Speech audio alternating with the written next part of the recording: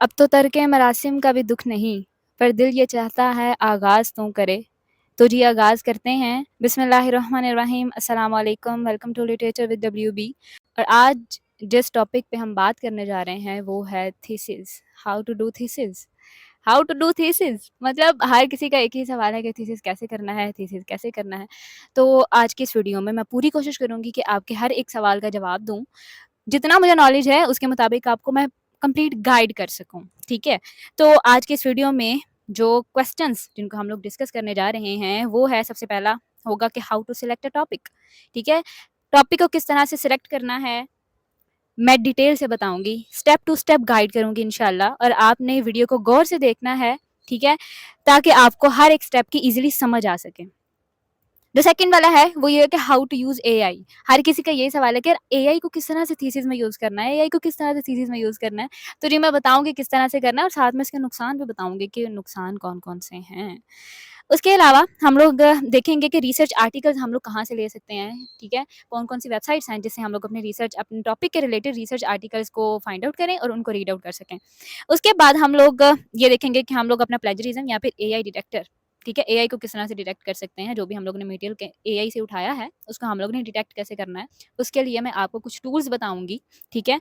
उसके अलावा किस प्लेजरिज्म को या फिर एआई डिटेक्टर को रिमूव कैसे करना है, ह्यूमनाइज किस तरह से करना है, वो भी मैं आपको बताऊंगी। नुकसान भी बताऊंगे साथ साथ में, ज़्यादा खुश नहीं होना।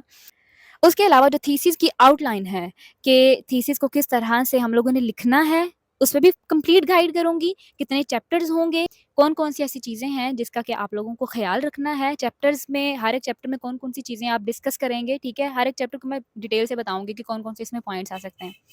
इसके अलावा इन टेक्स्ट साइटेशन, इन टेक्स्ट साइटेशन क्या होती है? This is most important thing in any thesis, ठीक है? तो ये भी मैं आपको बताऊँगी कि इन-टेक्स्ट साइटेशन क्या होती है और ये रेफ़रेंस से किस तरह से डिफरेंट होती है। तो विदाउट एनी फर्दर डिले आज की इस वीडियो को शुरू करते हैं। तो वीडियो शुरू करने से पहले अगर चैनल पे नए हैं तो प्लीज़ सब्सक्राइब कर लें, और अगर वीडियो पसंद आए तो लाइक भी ज़रूर करें, अपने दोस्तों के साथ भी इसको शेयर करें ताकि उनके लिए भी ये फ़ायदेमंद रहे। अगर आपके लिए रहेगी तो दोस्तों के साथ ज़रूर शेयर करिएगा, अगर नहीं फ़ायदेमंद तो बेशक ना कीजिएगा।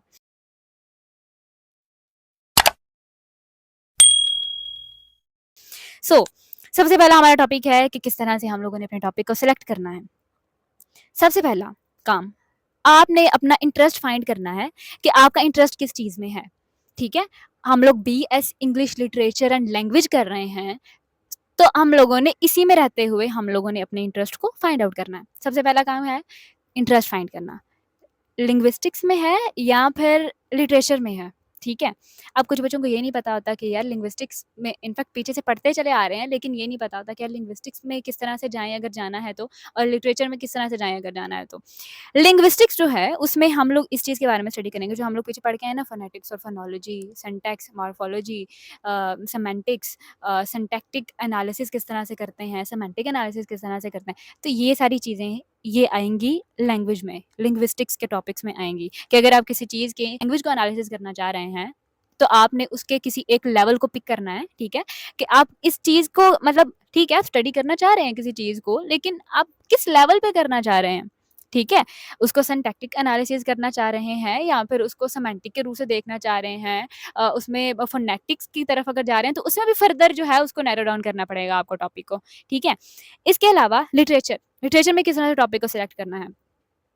इसमें कौन-कौन सी चीज़ें आती हैं, आपने कोई भी novel, drama, short story, poetry, मतलब कुछ भी आप ले सकते हैं, ठीक है?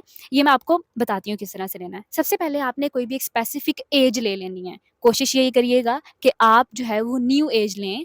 क्यों क्यों न्यू ऐज लें? क्योंकि ये जो आजकल के जो आ रहे हैं ना, वर्क्स आ रहे हैं, उन पे ज़्यादा रिसर्च नहीं हुई होगी। तो हमने ऐसा एक टॉपिक सेलेक्ट करना है, एक ऐसा यूनिक टॉपिक सेलेक्ट करना है जिस पे कि ऑलरेडी रिसर्च ना हुई हो। अगर उस पे रिसर्च हुई होगी तो वो आप अपना टॉपिक नहीं सेलेक्ट कर सकते, ठीक है?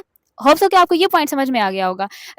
अब ये जो कुछ बच्चे जो हैं वो शेक्सपियरियन एज उठा रहे हैं, शेक्सपियर की ट्रेजेडीज़ पे काम कर रहे हैं, शेक्सपियर की जो थीम्स है उसमें डिस्कस किए हुए हैं, उस पे काम कर रहे हैं, तो ये सब कुछ बेमायनी है, ये नहीं चलेगा, ठीक है? मैं साफ-साफ बात कर रही हूँ भई, ये नहीं चलेगा।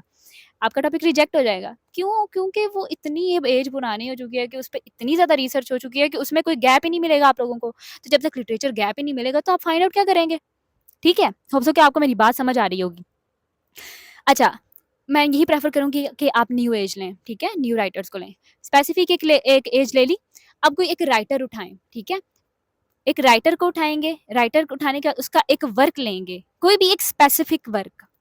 अब उस वर्क में से आप कोई एक थीम उठाएंगे, पूरे वर्क पे स्टडी नहीं आप कर सकते, क्योंकि वो बहुत ज़्यादा लंबा प्रोसेस हो जाएगा और इतना टाइम नहीं है कि आप इतना ज़्यादा उस पर टाइम जो है वो इन्वेस्ट करें।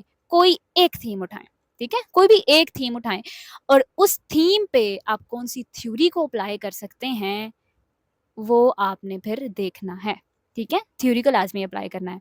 तो ये मैं आपको अब स्टेप टू स्टेप गाइड करती हूँ कि आपने टॉपिक को किस तरह से सिलेक्ट करना है एआई की मदद से, ठीक है।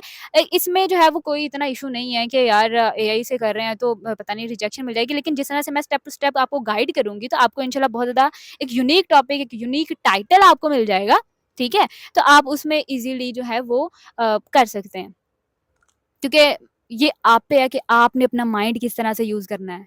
तो ये सारी की सारी जो गेम है ना, ये आपके माइंड की है कि आपने अगर एआई को यूज़ भी करना है ना, तो किस तरह से करना है। लेकिन इसके नुकसान भी मैं आपको साथ-साथ बताऊँगी। ख़ैर टॉपिक को सिलेक्ट किस तरह से करना है, ये मैं अब आपको बताती हूँ। सबसे पहले आपने गूगल पे आ जाना है अपने टॉपिक सिलेक्शन के लिए। यहाँ पे आपने आके सर्च करना है चैटजीपीटी 4। ये मैं लैपटॉप पे इसलिए कर रही हूँ ताकि थोड़ी स्क्रीन जो है वो बड़ी विजिबल हो, तो ईज़िली आप लोगों को समझ में आ जाए। ये सब कुछ आप अपने फ़ोन पे भी ईज़िली कर सकते हैं। इसके लिए आपको जो है वो पीसी की ज़रूरत नहीं है, लैपटॉप या पीसी की ज़रूरत नहीं है। अच्छा, आपने चैटजीपीटी 4 को यहाँ से ओपन कर लेना है, ठीक है।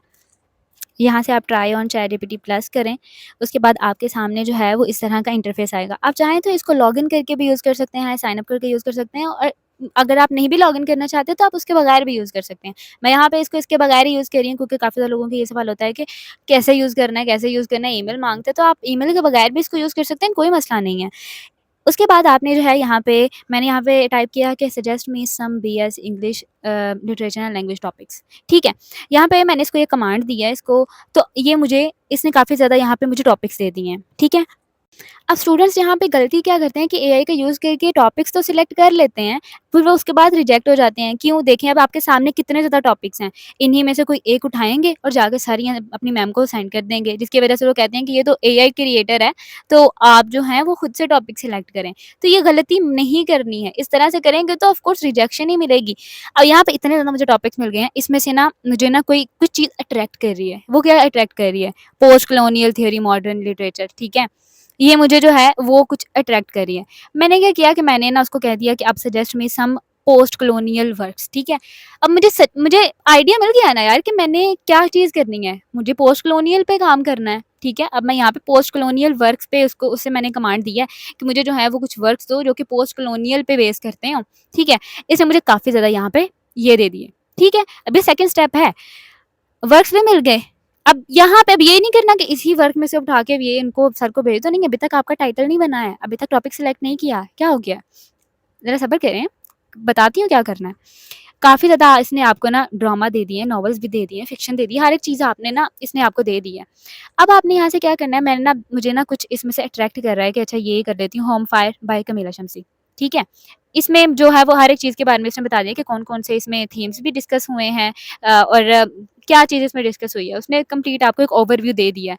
इसको मैंने सिलेक्ट किया, ठीक है, और मैंने इसको कह दिया कि आई लाइक दिस टॉपिक, ठीक है, और मुझे जो है वो इसकी, मैं इसमें जो थीम को एक्सप्लोर करना चाह रही हूँ ना वो है आइडेंटिटी। अब मुझे ये बताओ कि मैं इस पे कौन-सी थ्योरी को अप्लाई करूँगी, ठीक है।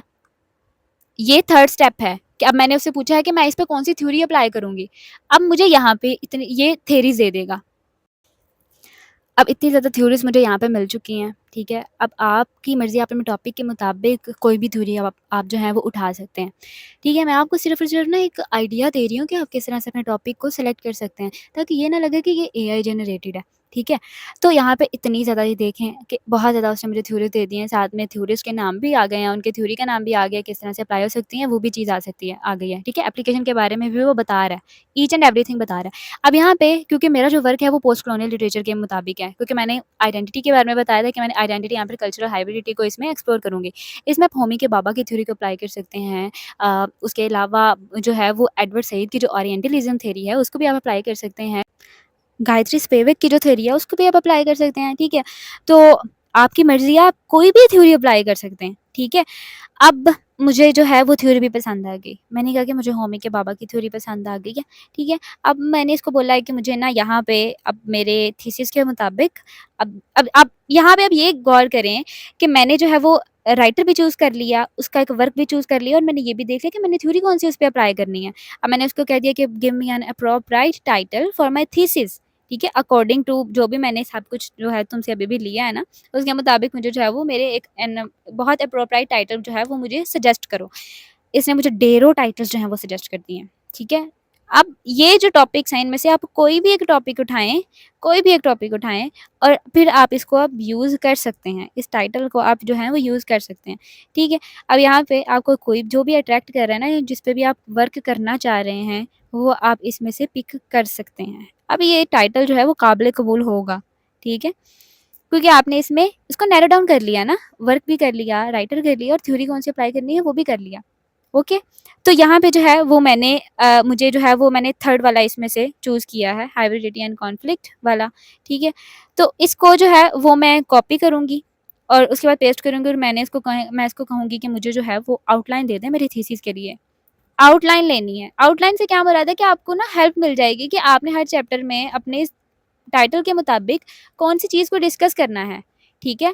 ये आप कॉपी पेस्ट नहीं कर सकते हैं कहीं पर भी, ओके?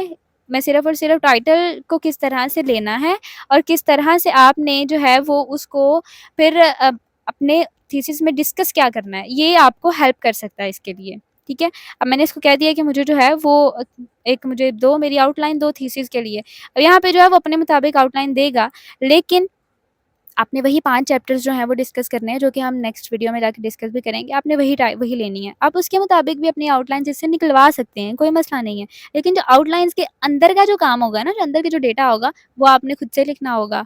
आपने वो आप कॉपी पेस्ट नहीं कर सकते हैं, ठीक है? अब यहाँ पे देखें हर एक चीज़ मुझे उसने दे दी है। इंट्रोडक्शन वाला चैप्टर में आपने मुझे उसने बता दिया कि आप क्या-क्या चीज़ इंट्रोडक्शन में बता सकती हो।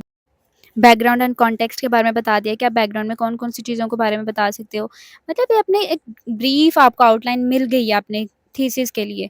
उसके अलावा जो नेक्स्ट वाली प्रॉब्लम आती है, वो ये आती है कि हम लोगों को अपने रिसर्च प्रॉब्लम्स और ऑब्जेक्टिव्स ढूँढने में काफ़ी ज़्यादा मुश्किल पेश आती है। ठीक है? अब आप इसको ये कमांड दे सकते हो कि मेरे अपने इस टाइटल के रिलेटेड ना मुझे मेरे रिसर्च ऑब्जेक्टिव्स और मुझे रिसर्च क्वेश्चंस दे दो, ठीक है? अब यहाँ से आप अपने क्वेश्चंस भी जनरेट कर सकते हो। यहाँ से मैं ये नहीं कह रही कि आप कॉपी पेस्ट करेंगे। मैं बार-बार ये बात बोल रही हूँ कि कॉपी पेस्ट करेंगे तो नुकसान में रहेंगे, आपका बहुत ज़्यादा नुकसान हो सकता है कॉपी पेस्ट करने से। कॉपी पेस्ट नहीं करना है। आपको एक ओवरव्यू मिल जाएगा कि मेरे टाइटल के मुताबिक मैं इस चीज़ में कौन-सी चीज़ फाइंड आउट कर सकती हूँ। आप उसको अपनी वर्डिंग में क्वेश्चंस बना सकते हैं, ठीक है? अब यहाँ पे मैंने जो है वो रिसर्च इसने मुझे काफ़ी ज़्यादा प्रॉब्लम्स दे दी हैं, ठीक है? मतलब मैंने इसको 2 रिसर्च प्रॉब्लम्स देने के लिए बोला है। पहली दे दी है और दूसरी भी दे दी है। ऑब्जेक्टिव्स में हमेशा जो है वो ऐसे वर्ड से स्टार्ट होते हैं जो कि जैसे हो गया टू एनालिसिस, ठीक है? इस तरह के अल्फाजों से जो है वो ऑब्जेक्टिव्स होते हैं और जो क्वेश्चंस होते हैं वो हमेशा क्वेश्चन वर्ड्स जो होते हैं डब्ल्यू जो वर्ड्स होते हैं उनसे स्टार्ट हो सकते हैं, ठीक है? और यहाँ से आपको एक ओवरव्यू मिल जाएगा कि आपने ऑब्जेक्टिव्स कौन से लेने हैं, आपने रिसर्च प्रॉब्लम्स जो हैं वो किस तरह से लेनी है, ठीक है? आप इन क्वेश्चंस को अपनी वर्डिंग में करके लिख सकते हो कि मैं इसमें ये चीज़ फाइंड आउट करूँगा अपने थीसिस में, ठीक है? तो ये रिसर्च ऑब्जेक्टिव्स भी आपके क्लियर हो गए। ओके, यहाँ तक मुझे उम्मीद है कि आपको इस चीज़ की समझ आ गई होगी कि आपने टाइटल किस तरह से लेना है और अपने रिसर्च ऑब्जेक्टिव्स को किस तरह से फाइंड आउट करना है और अपनी थीसिस की जो आउटलाइन है, वो आपने किस तरह से जनरेट करनी है। सिर्फ़ थीसिस आउटलाइन, मैं बार-बार कह रही हूँ सिर्फ़ और सिर्फ़ थीसिस आउटलाइन और टाइटल के लिए मैं आपको चैट जीपीटी रिकमेंड करूँगी, अदरवाइज़ नो, ठीक है? क्योंकि ये नुकसान हो सकता है आपका अ, पूरे के पूरे 4 साल की मेहनत आपकी ज़ाया हो सकती है, अल्लाह ना करे खुदा ना ख़ास्ता कुछ भी हो सकता है, ठीक है? अब आ जाते हैं हम लोग अपनी थीसिस की आउटलाइन की तरफ, ठीक है? कि आउटलाइन किस तरह से बनानी है। थीसिस में हम लोगों को 5 चैप्टर्स का कहा गया है कि आपने 5 चैप्टर्स पे मुश्तमिल एक थीसिस बनाना है, ठीक है?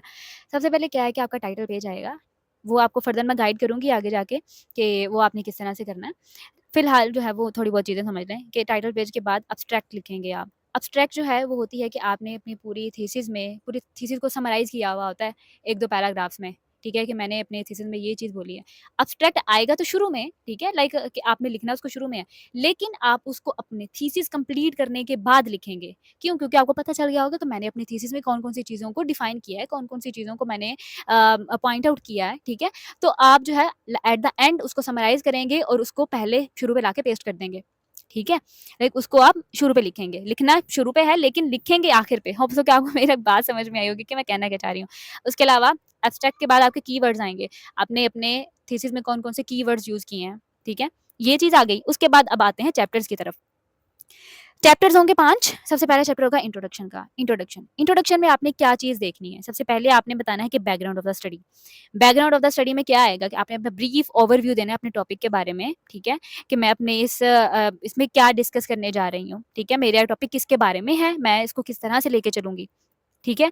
इसके अलावा दूसरा इसमें आएगा कि रिसर्च ऑब्जेक्टिव्स आएँगे इसमें, कि आप इसमें कौन-कौन से ऐसी बातें हैं जो कि आप उस पे काम करना चाह रहे हैं, ठीक है? ऑब्जेक्टिव्स। उसके बाद आएगा रिसर्च क्वेश्चंस, कि अब मैं इसमें कौन-कौन से ऐसे क्वेश्चंस हैं जिनका आंसर अपने थीसिस में करूँगी या करूँगा, ठीक है? उसके बाद सिग्निफिकेंस ऑफ द स्टडी, कि मेरी इस स्टडी की जो सिग्निफिकेंस है वो क्या है? मैं ये स्टडी क्यों कर रही हूँ? इसका क्या फ़ायदा होगा? इसकी क्या अहमियत है? ठीक है? उसके अलावा सेकंड वाला चैप्टर होगा लिटरेचर रिव्यू का। लिटरेचर रिव्यू में हम लोग अपने थ्योरेटिकल फ्रेमवर्क को डिस्कस करेंगे। थ्योरेटिकल फ्रेमवर्क से क्या मुराद है कि वो थ्योरी जो कि हम लोगों ने अपने थीसिस पे अप्लाई की होगी, उसके बारे में कंप्लीट एक इन्फॉर्मेशन हम लोग जो है वो देंगे। कैसे देंगे? कि अब देखें, हम लोगों ने एक वर्क लेना है, उस पे अपनी थ्योरी को अप्लाई करना है, ठीक है?